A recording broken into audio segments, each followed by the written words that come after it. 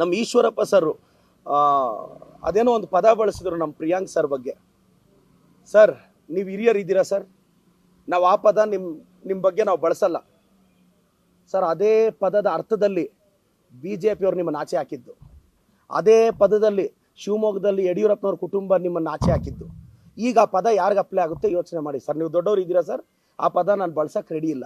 ಮೂರನೇದು, ಕುಮಾರಸ್ವಾಮಿ ಅವ್ರಿಗೆ RSS ಬಗ್ಗೆ ನಿಲುವೇನು? ಎಡಿಟೋರಿಯಲ್ ಬರೆದಿದ್ರಲ್ಲ ಸರ್, RSSನ ಏನೇನೋ ಬೈದಿದ್ರಲ್ಲ, ಇವತ್ತು ನಿಮ್ಮ ನಿಲುವೇನು? JDS ನಿಲುವೇನು RSS ಬಗ್ಗೆ ಕುಮಾರಸ್ವಾಮಿ ಅವರು ಉತ್ತರಿಸಬೇಕು. ಎರಡನೇದು, JDS ಅಂದರೆ ಎಸ್ ಅಂದರೆ ಸೆಕ್ಯುಲರ ಸ್ಯಾಫ್ರಾನ, ಇದು ಹೇಳಬೇಕು.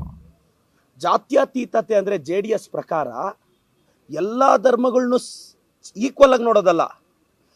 ಅಧಿಕಾರ ಬೇಕು ಅಂದರೆ ಯಾವ ಪಕ್ಷದ ಜೊತೆ ಬೇಕಾದರೂ ಹೊರಟೋಗೋದು, ಅದು JDSನ ಜಾತ್ಯತೀತತೆ ಡೆಫಿನೇಷನ್. ಕುಮಾರಣ್ಣ ಇದಕ್ಕೂ ತಾವು ಉತ್ತರ ಹೇಳಬೇಕು ಅಂತ ನಾನು ಬಯಸ್ತೇನೆ ಸರ್.